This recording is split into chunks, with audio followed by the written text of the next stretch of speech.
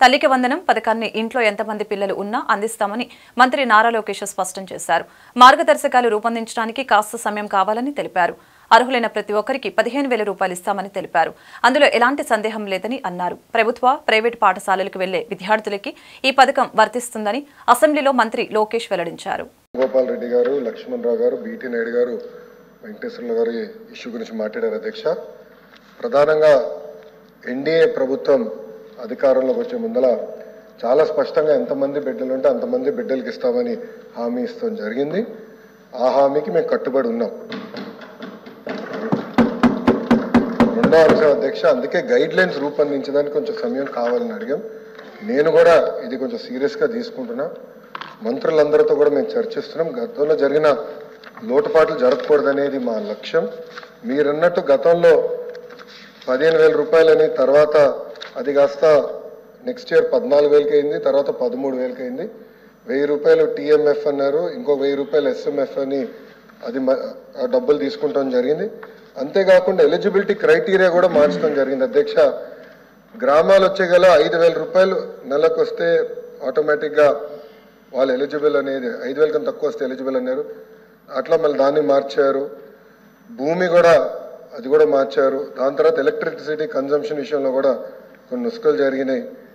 ఇంతేకాకుండా పాదయాత్రలో కూడా నేను అనేక మందిని కలిసినప్పుడు వాళ్ళు చాలా స్పష్టంగా, మేము ఇప్పుడు అప్పు చేసి ఒక 4 వీలర్ 4th హ్యాండ్ బండి కొన్నాం అంటే 30,000 రూపాయలు, 40,000 రూపాయలు పెట్టి ఒక స్కార్పియో కొనుక్కున్నాం.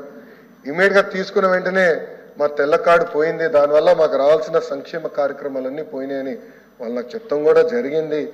ఇది కూడా మేము డిస్కస్ చేస్తున్నాం. ఎందుకంటే గ్రామ సచివాలయం, వార్డు సచివాలయాలు స్వామి గారి కింద ఉంది, మళ్ళీ ఆర్టీజీ నా కింద ఉంది. మీ ఇద్దరం కూర్చుని డేటాని కూడా ప్యూరిఫై చేయాలి, పకడ్బందీగా ఇది అమలు చేయాలనేది లక్ష్యంతో మేము చేస్తున్నాం. అధ్యక్ష, సో మీకు ఎలాంటి సందేహం అవసరం లేదు. అర్హులు ఎంతమంది ఉన్నా ఇవ్వాలనేదే ఎన్డీఏ ప్రభుత్వం లక్ష్యం. అది మేము సాధిస్తాం. రెండోది, ఇది బోత్ ప్రభుత్వం, ప్రైవేట్ పాఠశాలలకు వెళ్ళే విద్యార్థులకి వర్తిస్తుంది.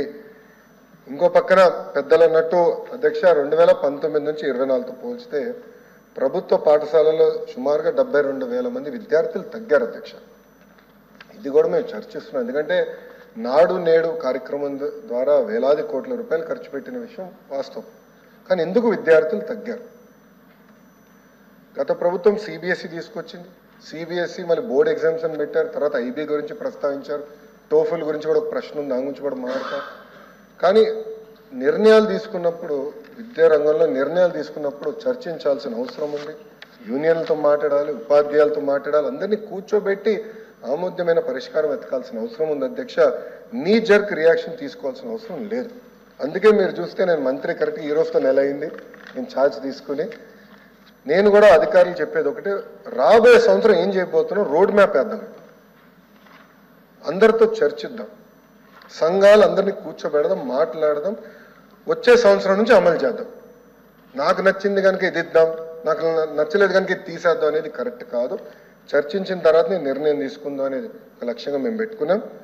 పెద్దలు వెంకటేశ్వర గారు అన్నట్టు వాస్తవం.